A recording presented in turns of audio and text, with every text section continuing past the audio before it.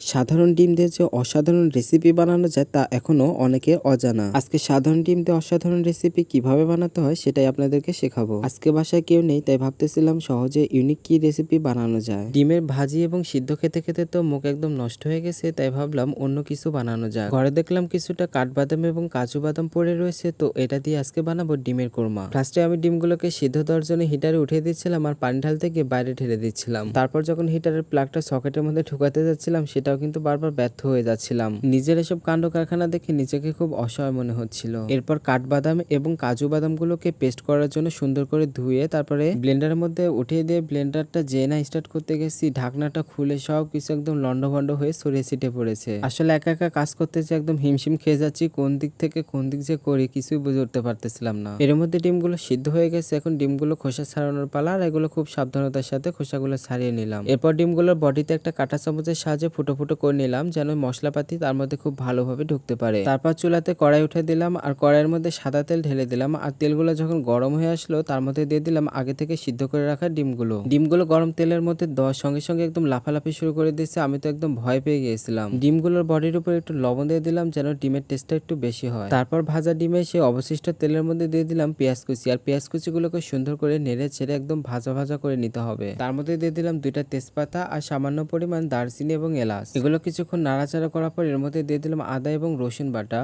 রসুন বাটা কিছুক্ষণ নাড়াচাড়া করার পর এর মধ্যে এখন অ্যাড করে দিব ব্লেন্ড করে রাখা কাঠবাদাম এবং কাজু বাদামের পেস্ট। এগুলো সুন্দর মিহি করে পেস্ট করে নিতে হবে, কারণ এগুলোর কারণে কিন্তু ডিমের কোরমার স্বাদটা দ্বিগুণ হয়ে যাবে। রোস্ট বা কোরমা যাই বলেন না কেন, কাজু বাদাম ছাড়া কিন্তু একদম অসম্পূর্ণ। কাজু বাদামের এমন একটা স্বাদ আছে যা এগুলোতে একদম স্বাদের মাত্রা দ্বিগুণ করে দেয়। এর মধ্যে আমি আরো অ্যাড করে নিলাম সামান্য পরিমাণে দুধ, আর দুধ অ্যাড করার কারণে কিন্তু এটার মধ্যে আরো শাহি শাহি স্বাদটা চলে আসবে। আর কোরমাটা মিষ্টি মিষ্টি না হলে হয় বলেন, তাই মিষ্টি করার জন্য সামান্য পরিমাণে অ্যাড করে নিলাম চিনি। আর লবণ ছাড়া যে কোনো খাবারই অসম্পূর্ণ, তাই এখানে সামান্য পরিমাণ লবণ অ্যাড করে নিলাম। প্রায় সব উপকরণ দেওয়া শেষ, এখন এটা কিছুক্ষণ নাড়াচাড়া করতে হবে। নাড়াচাড়া করার পর যখন এটা উতলানো শুরু করবে, তারপর আগে থেকে ভেজে রাখা সেই ডিমগুলোর মধ্যে অ্যাড করে দিতে হবে। কেউ যদি মনে করে কোরমাটা একটু ঝাল ঝাল খাবে, তাদের জন্য অ্যাড করে দিয়েছি কয়েকটা কাঁচামরিচ আর 1 চামচের মতো ঘি। এই তো অল্প কিছু সময়ের মধ্যে এবং অল্প কিছু উপাদান দিয়ে তৈরি হয়ে গেল ডিমের শাহী কোরমা। এটা দেখতে যে এতটা লোভনীয় হয়েছে এবং এটা দিয়ে এতটা সুঘ্রাণ বের হচ্ছে, যেটা দেখে একদম খেতে ইচ্ছে করতেছে।